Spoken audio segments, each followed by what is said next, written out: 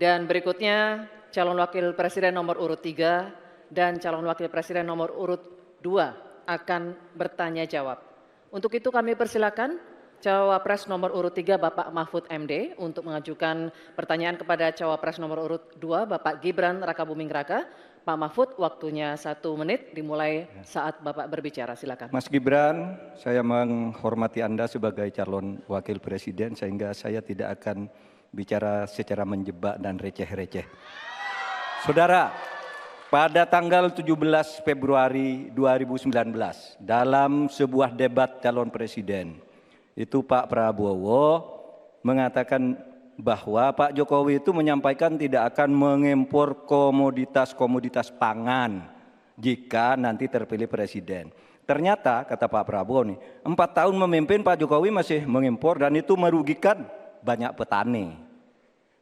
Nanti dicek ya bahwa itu pertanyaan Pak Prabowo ke Pak Jokowi saat itu.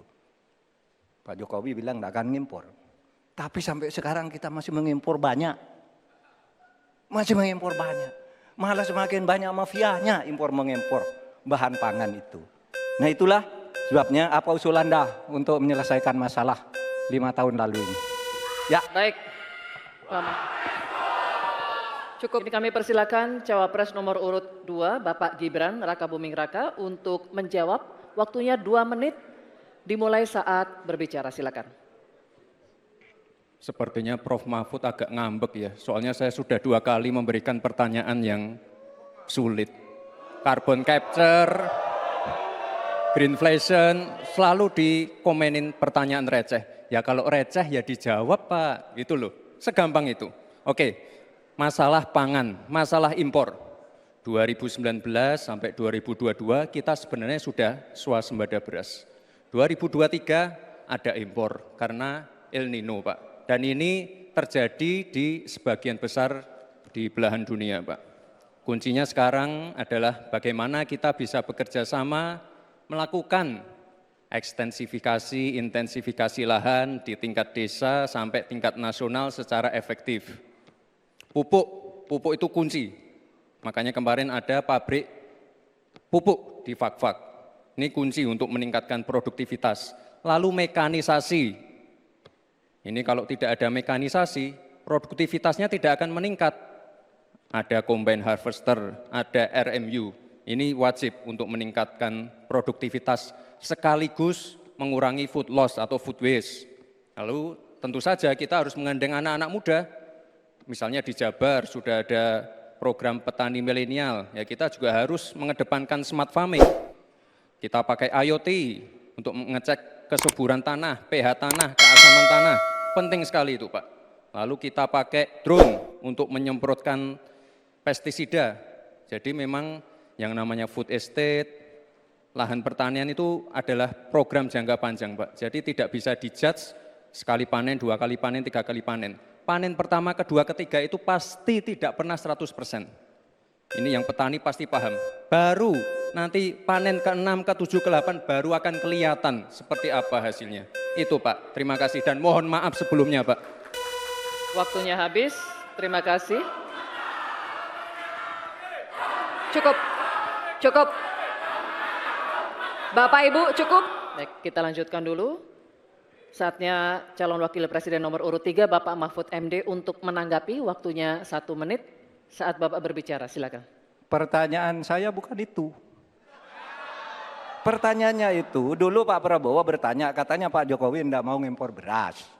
Lalu sekarang faktanya, per hari ini, catatan data ini harus dibaca ini. Impor kedelai 2 juta ton, susu 280 juta ton, gula pasir 4,1 juta ton, beras 2,8 ton, daging sapi 160 juta ton. Ini hasilnya seberapa dari hasil debat dulu yang tanggal 17 Juli itu. Perkembangannya seberapa? Semakin banyak nih angkanya. Semakin banyak impornya, semakin terdiversifikasi juga, diversifikasi juga impornya dari data ini. Nah oleh sebab itu kemudian secara lebih mendasar, saya ingin menanyakan posisi Mas Gibran dengan penuh hormat. Posisi Anda sebagai wakil presiden, bagaimana tentang konsep Trisakti Bung Karno terkait kemandirian ini. Baik.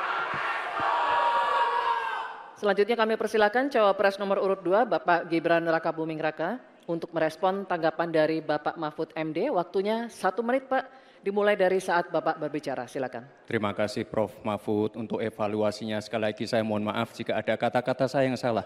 Tapi sekali lagi, ini harus kita evaluasi.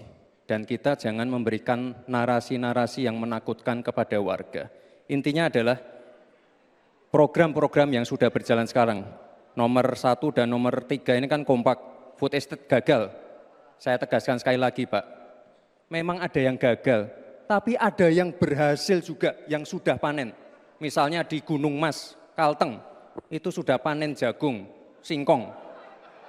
Itu Pak, cek saja nanti ininya, cek saja datanya. Intinya adalah warga jangan diberikan narasi-narasi yang menakutkan, kita harus optimis Pak. Bapak-bapak ini adalah calon-calon pemimpin, harus optimis. Jangan memberikan narasi-narasi yang menakutkan kepada warga dan masyarakat. Waktunya masih. Baik, waktunya habis. Baik, waktunya habis.